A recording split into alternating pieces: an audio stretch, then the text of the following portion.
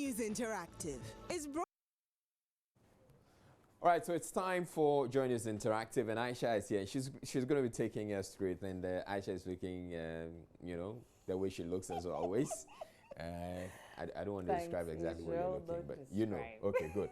But before Aisha takes it over, or I hand over to Aisha, there's this lovely photo of Bishop Daniel Obinim with the wife Florence Obinim. Florence Obinim is also a gospel musician.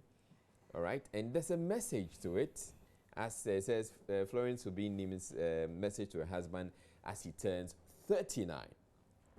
And I'll read you a bit of that. Okay, actually, I'm going to go to the message itself. Obinim Florence with Nana Danso Abiam.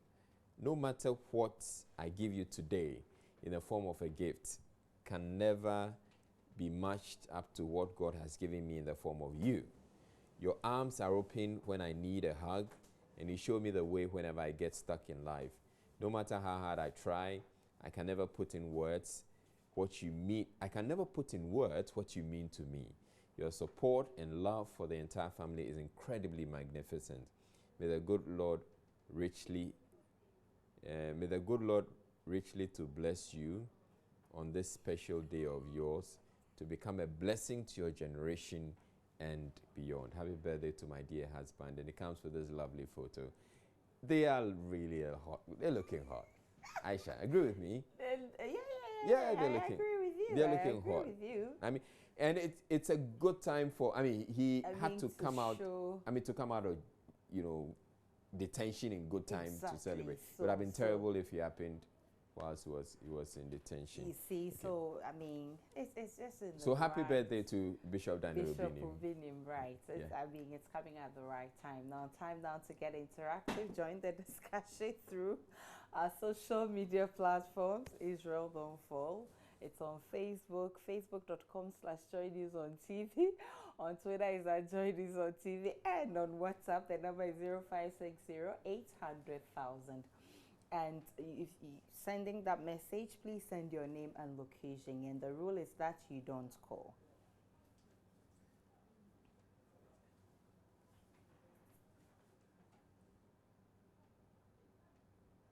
Right.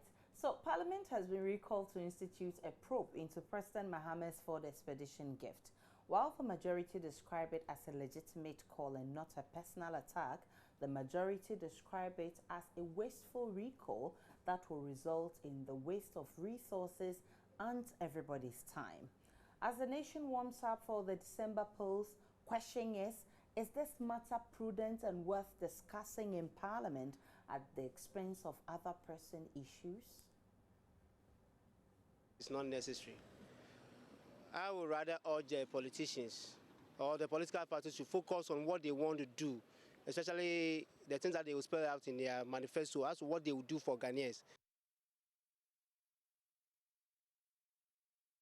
All right, so those are some of the messages coming from the streets of Accra. Let's see what's coming on Facebook. Israel? All right, so I'll just go straight to it. All right, and here it is. We have Shifman says this is a good move. If even Parliament doesn't succeed this time, then the generation to come will know that Ghana once had a very corrupt president called John Mahama. Change is a must. Kwesi Boateng Parliament wasting precious time to discuss something which you and I know nothing good will come out of. It's totally a waste of time and resource. The Parliament House to me is not as vibrant as it used to be. When you have money and fame, you are assured of securing a seat in Parliament. Lawrence says, man, be frank and tell your people that we're wasting our precious time. While they, NDC, are busily campaigning, you're moving from court to court. Muntie Trio today, Ford tomorrow, before you realize you are far behind time. Wise up. Opata says, they're just wasting taxpayers' money. In fact, there is no need.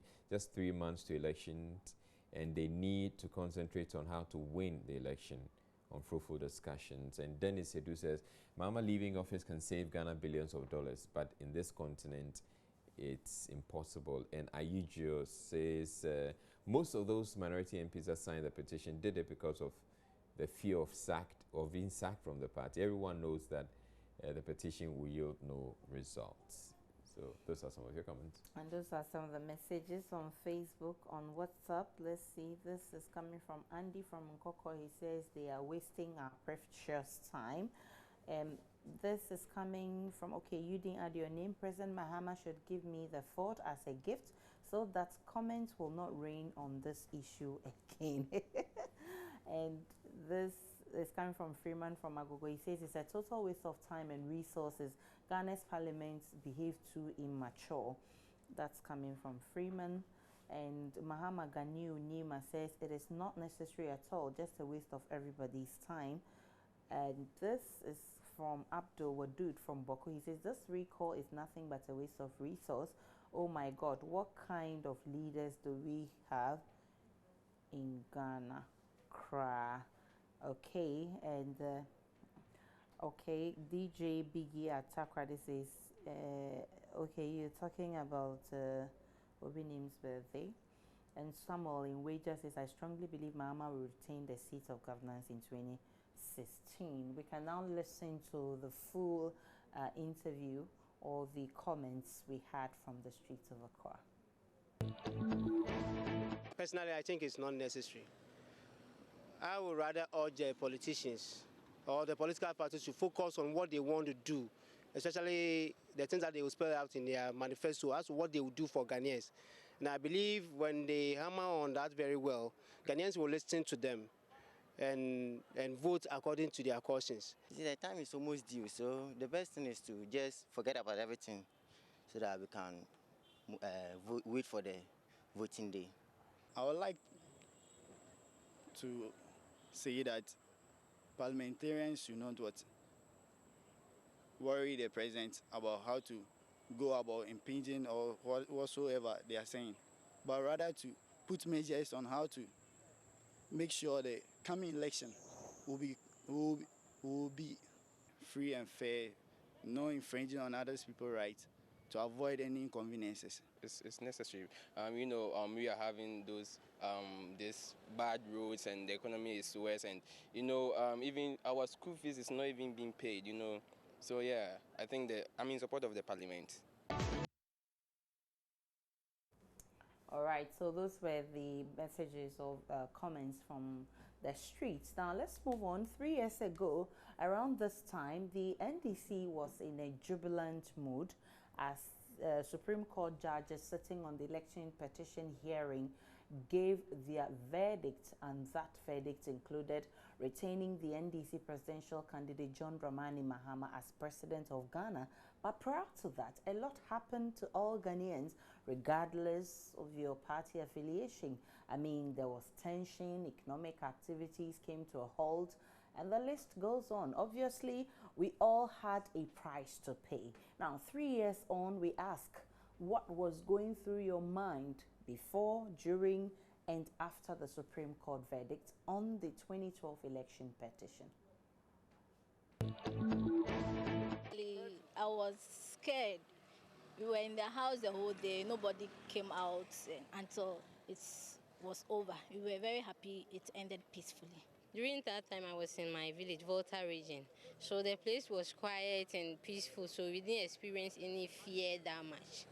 Yeah, but at the end, we all rejoiced. What was going through my mind is there wouldn't be anything like war because most people were indoor. For instance, I didn't come out that very day.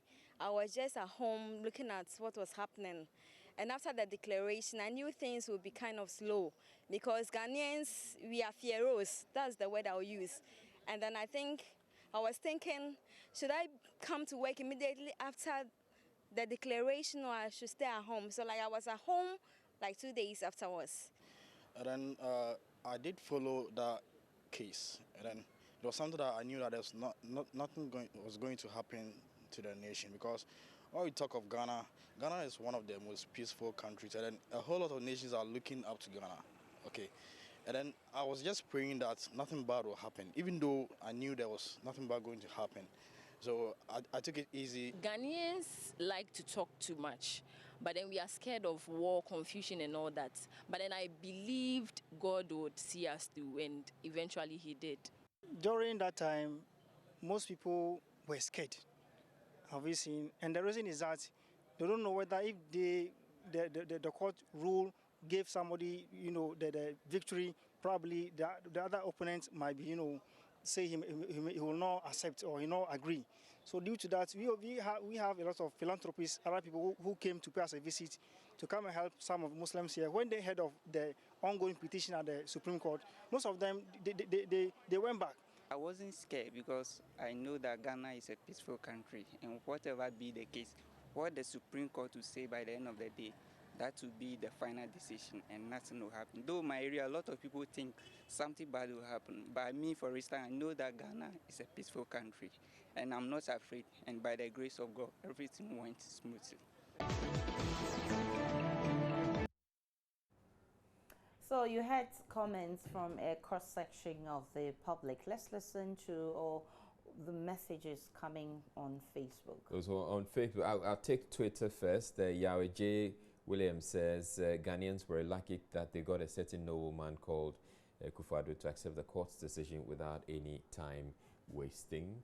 And then on Facebook, Citizen says, even though the whole nation was put in an intense situation, I personally expected a rerun of the election, but the Supreme Court spoke otherwise. Rashid says, I really thought the court would overturn the outcome of the results, so I started thinking of the number of ministers heading to jail for corruption, and later realized they were all smiling because they escaped jail. Onana says, Chachu Chikete's closing remarks, my lord, this case is factually empty, legally pathetic, poor in arithmetic, poorer in logic, and we can as well add defiant in statistics. In fact, my lord, it's a waste of time. I laugh, sir. And Opata says, I was thinking so, if the NPP was able to win, the NDC will leave with a big shame. So even if it is true, the court should say it is false. And then you and I were not there comes to mind. That's classic Romeo. And Andrew Kwete says, I was very much aware the claims were baseless. And Kwame Ohene says, pink sheet in 2070, but was scared also. And this coming from Nana Siafo from Mumbuasi, says, you people have just reminded us of the day we turned into a super corrupt country. It was fun learning more about our judicial system, and I was sad when it ended. All the same, we thank God it went well.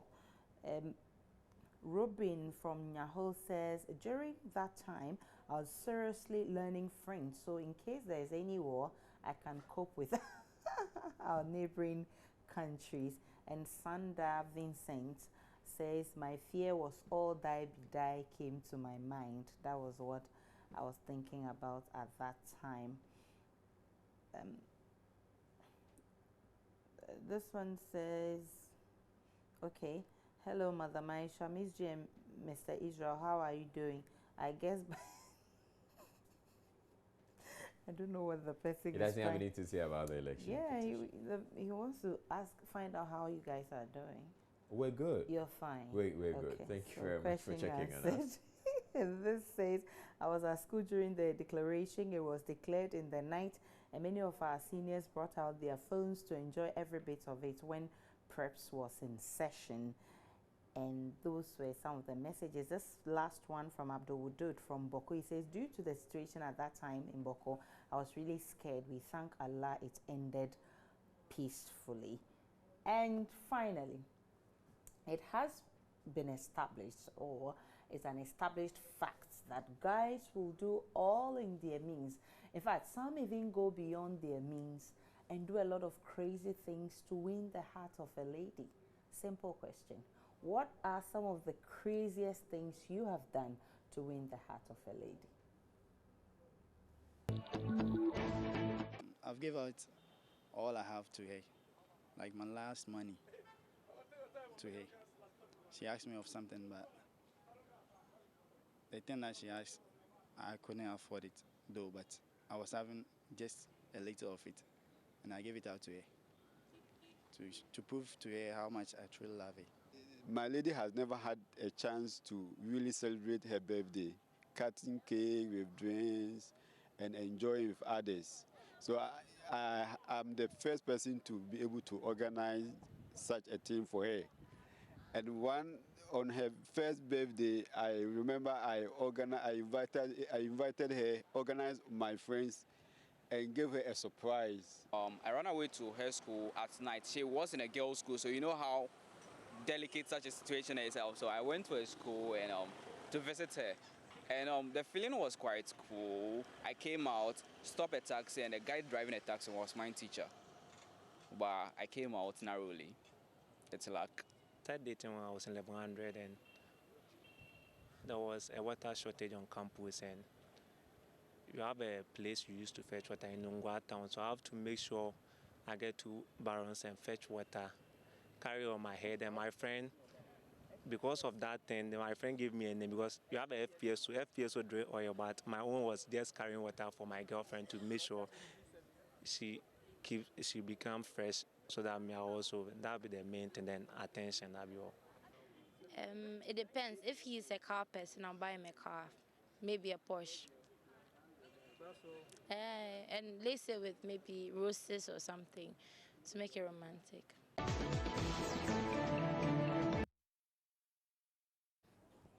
I told you, guys should do everything, including becoming FPS. So I don't know whether this is FPS or Buzia. So let's hear what people are saying on Facebook. On Facebook, Kofi Nro says, I was in class 6 and I heard her sing Westlife Soledad. So I saved with my upkeep money to buy a lyrics book, memorize all the lines, and decided to sing to her on our day. On our day, I saw her dancing with Eric Kopong. My heart broke, and I couldn't even talk to her. But believe it or not, that is the most craziest thing I did to show a lady I love her. Let me laugh again. Now, this Eric Kopong guy must be looked for. Rashid says, I remember when I was interested in this lady way back, I always walk around her house like I be their security.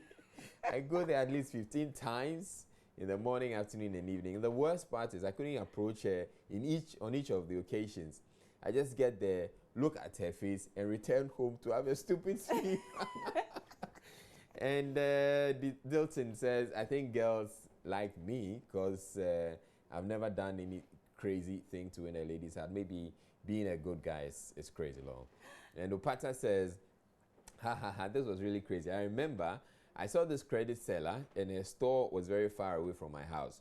So I made sure I walked to her place just to buy credit so that she will recognize me as a regular customer.